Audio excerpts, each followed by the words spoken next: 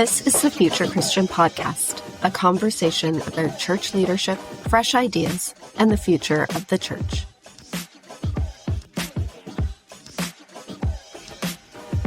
Welcome to the Future Christian Podcast. Today, Loren Richmond Jr. is in conversation with Justin E. Giboney. Justin is the co-founder and president of the A&D Campaign, a Christian civic organization focused on raising civic literacy, promoting civic pluralism, and equipping Christians to engage politics with the love and truth of Jesus Christ. An ordained minister, attorney, and political strategist, Giboney has been featured in publications such as the New York Times and Christianity Today, and is the co-author of the book Compassion and Conviction. He lives in Atlanta, Georgia, with his wife and 3 sons. A reminder before we start today's conversation. Please take a moment to subscribe to the podcast, leave a review, and share Future Christian with a friend. Connect with Loren, Martha, and Future Christian on Instagram. Shoot us an email at loren@resonatemediapro.com with comments, questions, or ideas for future episodes. Your support and voice mean a lot to us.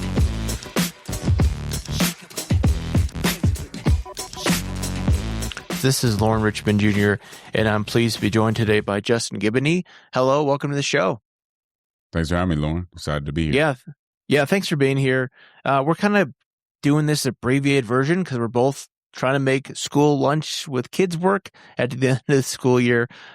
So if you want to share just briefly kind of about yourself. Yeah, I'm Justin Giboney. I'm the president of the AND Campaign, which focuses on the intersection between faith and politics. I'm also an ordained minister, an attorney, and political strategist. Yeah, thanks for that. So we're here to talk today about Justin's book, Don't Let Nobody Turn You Around, How the Black Church's Public Witness is Out of the Culture War. Share, if you would, what kind of compelled you to write the book? What were you hoping to accomplish with the book? Well, for one, I think we're in a moment where Christians need to remember a lot of the principles that we should have learned from the civil rights movement. And I think many of those principles help us not engage in the culture war in ways that we do now. And so it was really a way of saying, hey, here's proof of concept that when Christians really apply Christian principles, things can change. And that is, I wanted people to do that versus kind of being captured by the moment and the feeling that this moment was so desperate that all the principles had to go out the window. Yeah. So you're right about the importance of public witness without picking sides. Share more about how you see the Black church as a good example of that. Certainly that's a theme that really undergirds the book, of the Black church being the example for modern day Christians for us to follow. Yeah. And just to be clear, this is the Black church during the civil rights movement. So this book is not just an exaltation of the Black church, but a challenge based on what they were able to do at that time. It's a challenge for white evangelicals, Black Christians, and everybody else. Yeah. But I think there are a few things that the main point that I'm trying to make is that the civil rights generation, even during a very tough time, was able to apply things that at the moment might not seem applicable, but for faith, right? Mm-hmm. So how do you not hate your neighbor when your neighbor is bombing your churches and hanging your friends? How do you motivate people without enraging them, but rather inspiring them? These type of things they were able to do in a real way, in a very effective way. And I think some of those things are lost on us today. So I was going to ask about this later in the questions, but I feel like it's so important to what you just said there, and I'm sensing it. Like, you write about moral imagination, and I think moral formation being so central. Like, I think that's something that's really lacking today. I'm just curious, like, how do you think like the Black church during the civil rights movement really got that right? Like, what were some fundamental aspects that they did that we need to do today? Yeah, so moral imagination is basically the ability to not be, again, captured or arrested by the moment. It's the ability to see not just what has been in the past, what is at the moment, or what's likely to be in the future. It's the ability to see what ought to be and what will and can be based on God's character and capacity. So if I'm in a situation where the democracy seems like it's falling apart, moral imagination would tell me if I still act with integrity and that I fight for justice and moral order with integrity, that is the best thing to do. As opposed to saying, well, since everything is chaotic, I need to do as everybody else is doing. And if they break the rules, I have to break the rules too. They didn't do that even in a more desperate moment. And so that's moral imagination. It allows you to see not just what seems to be politically expedient at the moment, but to see your principles and why your principles always matter. And really, that's faith, because sometimes being principled does not seem like it's beneficial in the short term. But that's the whole point of being principled, and being even willing to lose, to say there's a certain way to do things and we're going to do it the right way. And they were able to do that and not lose, to inspire people by saying, hey, there is a better way to go about that. And I think that's exactly what we need now. We don't need more people finding different ways to break the rules and kind of tear apart our democracy. We need people who are principled to say, no, regardless of what happened, we're going to do it the right way. So I want to lean into that, if I may, because right now, like, we're looking at gerrymandering all across the country. And like in my state, I live in Colorado, like there's discussion about whether Colorado should gerrymander. And I'm just like, my thought is like, hard no. I grew up, two wrongs do not make a right. And I'm struck by that thing you're saying, like being willing to lose for the right thing. Like that seems like completely foreign to the modern day mindset. Yeah, that's just a principle. I should mention I'm from Colorado myself, actually, and I believe there has already been some gerrymandering going down there, but it doesn't make sense to me. So on one side, we say we're patriotic, right? On the right, we say we're patriotic. On the left, we say we care about civil rights and we stand on that. But then we're both willing to dilute the power of different communities just for political power. Those things do not go together. If I truly believe in civil rights, then Black communities being diluted of their power is no different than rural communities in Virginia being diluted. It's not right. It's not patriotic. It's not a way of upholding civil rights and equal representation. And until we're able to stand on those kind of principles, the next time we cry about something, whether it's on the right or the left, a lot of people aren't listening because there's just a lack of credibility. We do what's best in the moment and not necessarily sticking to our principles. Yeah, that brings up something you wrote about pursuing good causes never guarantee ethical means and righteous conclusions. Because I think that's something like, again, I tend to be most associated in left circles, so I feel like I see this the most of like, oh, like we're pursuing a good cause. So that means everything we're doing to pursue that cause, like, is right, is good. Yeah, there's the idea today, and this is what I really want to make clear to Christians. There is a secular ethic in how to engage, and there is a Christian ethic in how to engage. The Christian ethic does not just look at the cause. Yes, part of it is that you need to have a good cause. But what the civil rights movement knew that we miss today is that the spirit of the cause and the modes of operation are just as important as the end goal. And what they knew at that time was that you can become evil while fighting evil. You can have a good cause. You can be fighting against somebody who is bad, and you can become bad and corrupt too. And they always kept that in mind, where we just say, hey, as long as I get rid of this group of people or I win this time, then I've done the right thing. Far from the truth.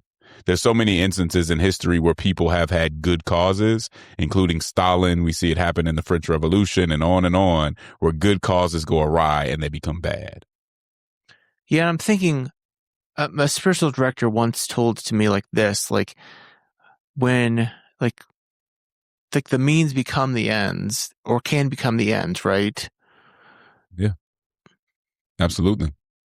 They certainly create ends that you might not intend, right? And so if your means are corrupted, you may get what you want.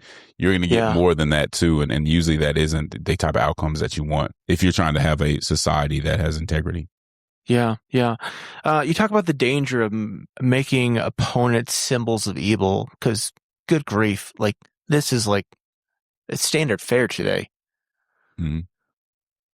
Yeah. So it's very easy when we see someone on the other side doing something wrong. And I'm not saying this isn't moral relativism. There are people that you may be right are doing things that are wrong. Right. When we make this simply good versus evil, again, we enter into an ethic that is no longer Christian. We enter into an ethic that is much more secular. Within Christianity, we can call out bad things. We can call out people who are doing bad things. We cannot make people seem like they are irredeemable. And we also cannot exalt ourselves as if our causes are always good. So it may be very clear the one side is doing much better than the other side when it comes to ethics or morals. That may be clear. Even the one that's doing better isn't good, so to speak. They still have to go through self-examination and make sure that they're treating people up to a certain standard. We just lose that. Once we see something wrong, or once somebody does something against my issue, the issue I care so much about, they're evil, and defeating them is all that matters. It's supposed to be really about redemption, and we can seek others' redemption while fighting tenaciously on a given issue. This is where your example and lifting up of the Black church during the civil rights movement, what I thought was especially helpful, because again, if I'm remembering correctly, like when leaders and folks felt a cause was worth pursuing or reacting against, like they went through a time of, I can't remember the words, of moral purification. Yeah, purification. And I feel like that's the exact opposite of the kind of thing we see today, where no one's doing any sort of self-purification. And if anything, it's like, if you're even questioning or doing some sort of introspection, it's like, why are you waiting? It's seen as problematic, right? Yeah, it's the tribalism. We already know the conclusion. We already know who was right and wrong. So before you even go through any process, if you don't react automatically, either you are inauthentic or you're naive, right? Like there's something wrong with you if you actually take the time to reflect and to make sure. So what they were doing with self-purification is they had a 4-step process before they engaged in civic action. The self-purification was one of prayer. It was one of self-examination to make sure that they were responding in a way that was constructive and that glorified God. When we respond even to something evil in a way that does not glorify God, we have not done anything good. But again, it takes a certain amount of discipline. It takes a certain amount of self-command to be able to do that. And our tribes are always fighting against that. They want knee-jerk reactions. They want us to immediately respond to whatever kind of stimulus they give us. And a Christian just can't move forward faithfully in that way.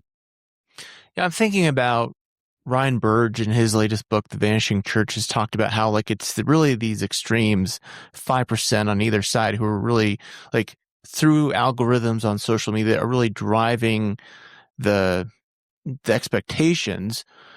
What do you think about like historically in the Black church during that time enabled them to not be drawn by those? I'm sure there were sort of hot takers right back in the day. Because I think first and foremost, they had and they weren't perfect in this regard, but in a real way, I think they were effective. They knew that they first had an obligation to God, and that it wasn't just their words or their works that were going to get something done. It was their public witness. It was how they went about things, the spirit in which they engaged, and maintaining faithfulness. I think there was an understanding that you could change legislation, you could change systems, and all that was good. But if your spirit was corrupted, then you lost. We don't seem to see that. We're a lot more materialistic, and we say, hey, either we won in the legislative arena, either we won somewhere else, or we lost, and that's it. And I'm not just promoting a kind of moral victory, but I am saying, again, within the Christian ethic, how we go about it matters. How we treat other people as we go about it matters, if our end goal is glorifying God. And I think what we're seeing, even among a lot of Christians, is that's not really the end goal. The end goal is this short-term win, which honestly, when you do it in this way, a lot of those are overturned immediately, and you end up back where you were. Immediately. Yeah, and so it's not as effective as people think that it is. But again, we've got to, I think one of the main things I'm trying to do is I'm trying to be very clear. This is what the Christian ethic allows us to do. Mm-hmm. If it's something outside of that, it's not what Christians are called to do or are allowed to do. Well, this comes to mind too. You use the word materialistic. Certainly, I think in my understanding of the Black church during that time, there was a deep and abiding faith and trust in God.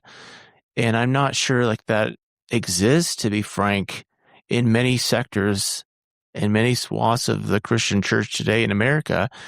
And we sort of presume that God is just the best of our efforts or best intentions. So there's, of course, this thing that like, depending on our political preferences of what we want outcomes to be or assume God's intentions to be, because we sort of assume like my intentions are really just God's intentions or whatnot. Yeah. It's interesting that you say that. I think a lot of people just need time to kind of read some of the history. I think we feel like it's ineffective if you do things in a way that's not abrasive. Yeah. But again, I would point people back to the civil rights movement. Show me something more effective. And it didn't have to be a survey. It didn't have to be a reciprocation of the hate that they were receiving. So I know a lot of people will try to say, oh, this is Pollyannish. You can get nothing done. Tell me, you're telling me Dr. King and all these other people didn't get anything done? They got amazing things done. But I think sometimes we would rather vent and kind of purge how we feel rather than actually, again, having the self-control to respond in a responsible and faithful way.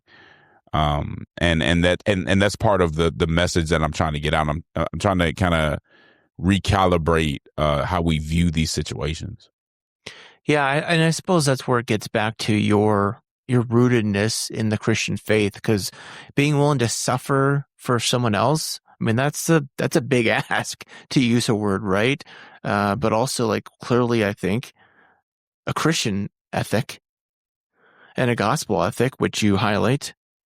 Yeah, and that's the interesting thing about all of this. You will have Christians that say this is not workable, this is not realistic. And if that's the case, then the gospel isn't realistic. I mean, this is really just a very simple application of, this isn't Justin that came up with some, crazy formulas or whatever. This is a simple application of the gospel. Now, it being simple doesn't mean it's easy. Right. But if we truly take those fundamental principles, I'm not even talking about these deep theological principles that may be harder to understand. I'm talking about some of the most basic things that those of us who were raised in the church learned very early on.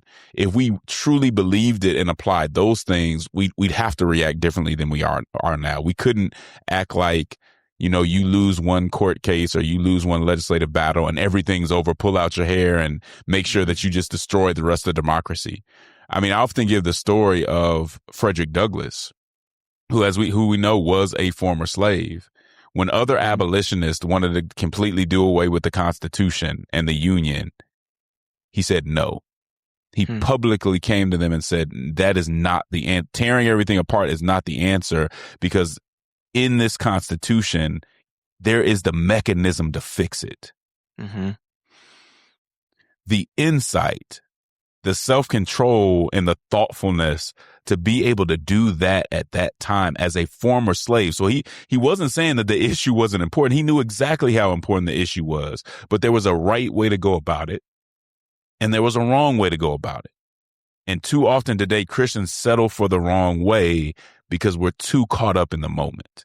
And we have so many examples when people did not do that and how we benefit from that decision that Frederick Douglass makes at that moment.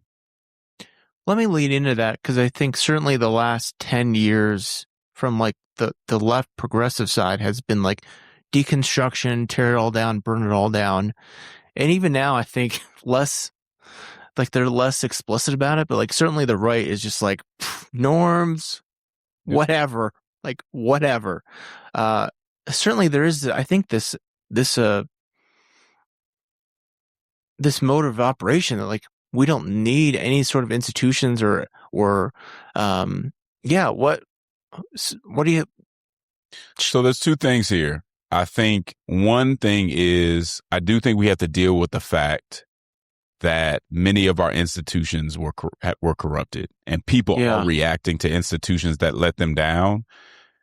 People, who would never believe that they sign a mortgage, that the government would let them sign a mortgage that the bank could just take away and triple the prices. People just didn't believe that could happen. Right. So when the institutions fail you like that, you're going to have a reaction. Mm-hmm. However, we had people take advantage of that reaction and just say, destroy all the institutions and just have this free for all and chaos. Look, we have a God of order. And that's why the AND campaign talks about justice and moral order. And we have a moment right now where it seems like the extremes on both sides do not understand the value of order and doing things right. They want to destroy it and then wonder why, things fall apart. We need institutions. We need structure. Yeah. But we need the people who run those institutions and structures to have integrity. And because in the past there was a lack of integrity, now we see this pushback. So I think we have to talk about that context, even as we say that the reaction was wrong. Right. Right. Absolutely.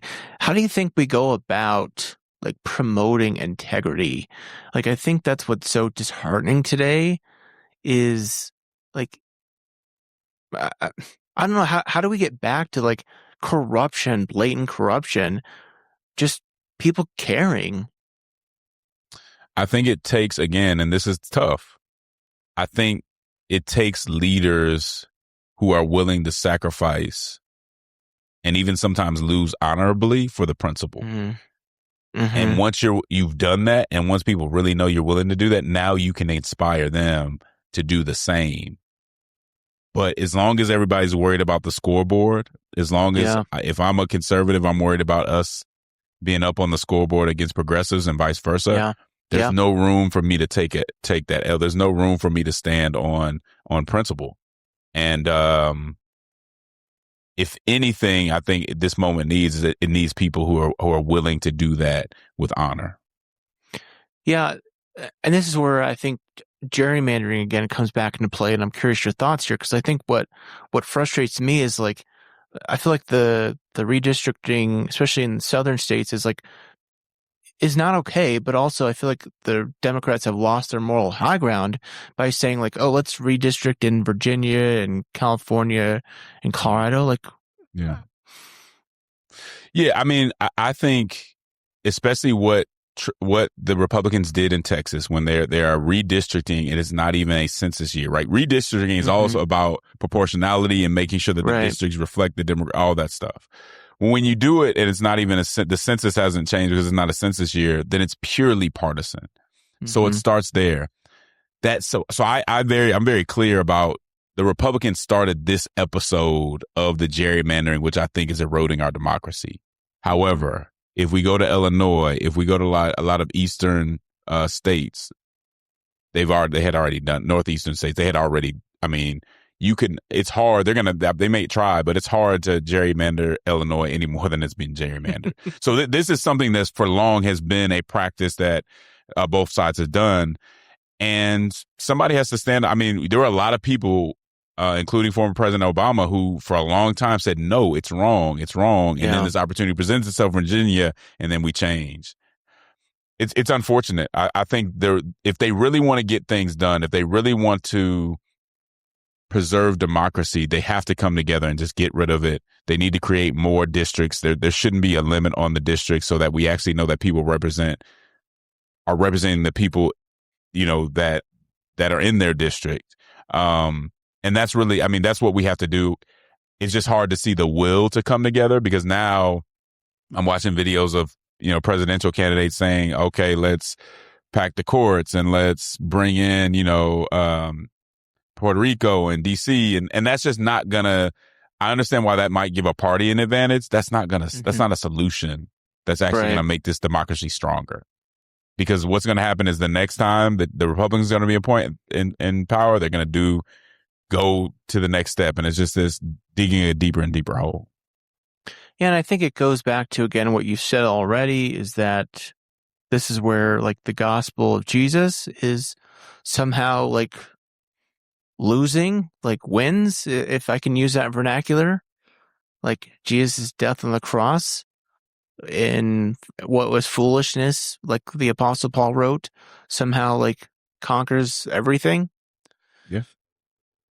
And I mean, that's it. And you would think Christians could see that. But it's there's a lot of fog right now. And I think Christian leaders have to clear up that fog and not add to it. You know, people can go to cable news. They can go to their algorithm for a long monologue about how terrible the other side is. They really don't need Christian leaders to do that all the time. I think it's one of the most irresponsible things that I'm seeing. Let me go viral by telling my congregation what they already think about the other side instead of maybe pointing to the redeemability of it and giving people hope in the midst of the issue. Yeah. We got to wrap up soon for sake of time, but I do want to ask this question, or two more questions. One, what could, if you had to say one thing that you think the white American church could most learn from the black church of the civil rights era, what would you want them to remember? I would want them to remember that we do serve a God who cares about justice, who cares about how people are treated, and power is not bad, but a power that's used for domination can be very wicked. And I think the civil rights movement can teach people, number one, how you use power, but also why justice is not something outside of the gospel. It's part of the gospel. Yeah. If you were to look into the future, I don't know, an American future 10 years, what do you hope? What do you hope for the future of Christianity? I hope that we have a church where we have decided to unify, where we have followed God's command to unify and be known for our love for one another, rather than a church who says, you know what, let's separate, build up our walls of hostility, and somehow pretend that we can be faithful while not communicating with other Christians or fellowshipping with other Christians. Yeah. Well, this has been a good conversation, brief, but I think packed with a lot of dense, good stuff. Share how people can connect with you, the AND campaign, all that stuff. Yeah, thank you. We have the Church Politics Podcast, so you can catch us once a week on that podcast talking about giving political commentary from a Christian point of view. You can also follow us on Instagram and campaign, AND campaign, X, and other social media platforms. And then again, the book, Don't Let Nobody Turn You Around, available at wherever books are sold, right? That's right. Yeah. All right. Well, thanks for your time. Really appreciate the conversation. We always leave folks with a word of peace. So may God's peace be with you. Amen. Thanks for having me, Loren. Yeah. Thanks for your time. God bless. God bless you, man. And thank you. Thanks for joining us on the Future Christian Podcast. The Future Christian Podcast is produced by Resonate Media. We love to hear from our listeners with questions, comments, and ideas for future episodes. Visit our website at future-christian.com and find the Connect with Us form at the bottom of the page to get in touch with Martha or Loren. But before you go, do us a favor. Subscribe to the pod to leave a review. It really helps us get this out to more people. Thanks, and go in peace.